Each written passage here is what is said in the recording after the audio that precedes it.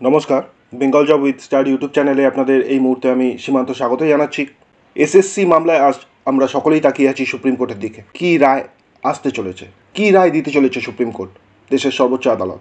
আদৌ কি হস্তক্ষেপ করতে চলেছে সুপ্রিম কোর্ট রাজ্যের হাইকোর্ট এই এসএসসি মামলায় যে রায় দিয়েছে তার উপর?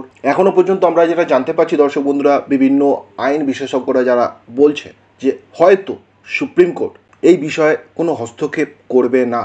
সে যাই হোক, তবে কি হতে চলেছে তা তো আজ দুপুরের মধ্যেই ক্লিয়ার হয়ে যাবে। তবে এই মুহূর্তে যে দুটি বড় গুরুত্বপূর্ণ আপডেট আপনাদের সঙ্গে শেয়ার করব, সেটি এক নম্বর হলো এসএসসি মামলা নিয়ে যোগ্যদের পাশে থাকার যে বার্তা দিয়েছিলেন মাননীয় প্রধানমন্ত্রী নরেন্দ্র মোদী। প্রধানমন্ত্রী যে ঘোষণা করেছিলেন সেই ঘোষণা পরেই কিন্তু একটি বড় পদক্ষেপ নিয়ে নিয়েছে ইতিমধ্যেই জানা যাচ্ছে রাজ্য বিজেপি। অর্থাৎ যে সেল গঠনের কথা বলা হয়েছিল যোগ্যদের আইনি পরামর্শ এবং সহায়তা করবার জন্য, সেই সেলে ইতিমধ্যেই 6 জনকে নিয়োগ করা হয়েছে। সেই বিস্তারিত ডিটেলস আপনাদের সঙ্গে আমি সীমান্ত শেয়ার করব।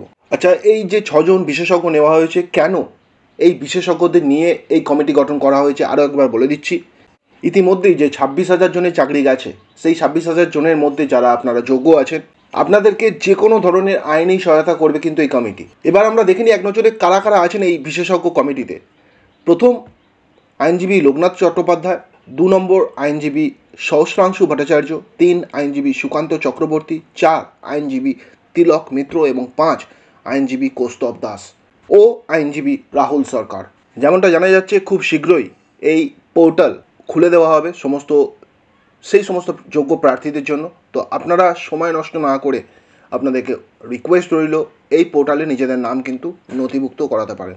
অর্থাৎ এই 26,000-এর মধ্যে আপনারা যারা যোগ্য, আপনাদের আইনি পরামর্শ এবং আইনি সহায়তার প্রয়োজন মনে করছেন, তো প্লিজ আপনারা কিন্তু এই যে পোর্টাল খোলা হচ্ছে এই পোর্টালে নিজেদের নাম আবারও বলছি নথিভুক্ত করাতে ভুলবেন না।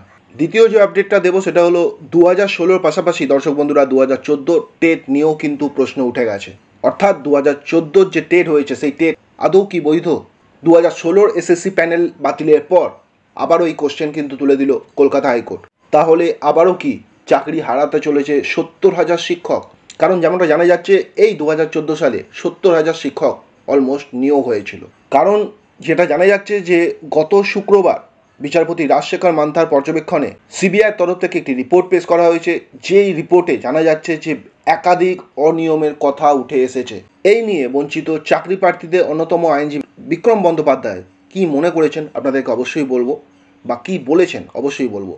আইনজীবী বিক্রম বন্দ্যোপাধ্যায় যেটি বলেছেন সেটি হলো কারা টেট পাস করেছিলেন অর্থাৎ এই 2014 সালে এবং কারা টেট পাস করেনি তা পর্ষদ কিন্তু পুরোপুরি পরিষ্কারভাবে জানাতে পারছেন না। তার ফলে এখনও পর্যন্ত পৃথক করে দেখা সম্ভব হচ্ছে না, অর্থাৎ কারা যোগ্য এবং কারা অযোগ্য। এবং যেমনটা আমরা আপনাদেরকে বললাম যে 2016, 2020 এবং 2022 সালে এই শিক্ষক নিয়োগ প্রক্রিয়ায় অংশগ্রহণ করেছিলেন 2014 সালের টেট উত্তীর্ণরা।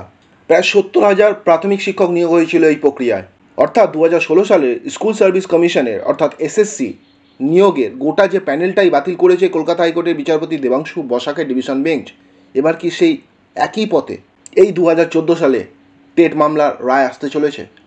তেমনটাই কিন্তু গন্ধ উঠে আসছে দর্শক বন্ধু। যদি আপনাদের কিছু বলার থাকে অবশ্যই এই ভিডিওর প্রতিবেদনে আপনাদের গুরুত্বপূর্ণ মতামত জানাতে ভুলবেন না। আর এরকমই আপডেট পাওয়ার জন্য আপনারা আমাদের চ্যানেলকে সাবস্ক্রাইব করে আমাদের পাশে থাকতে পারেন। ভালো থাকবেন, সুস্থ থাকবেন, নমস্কার।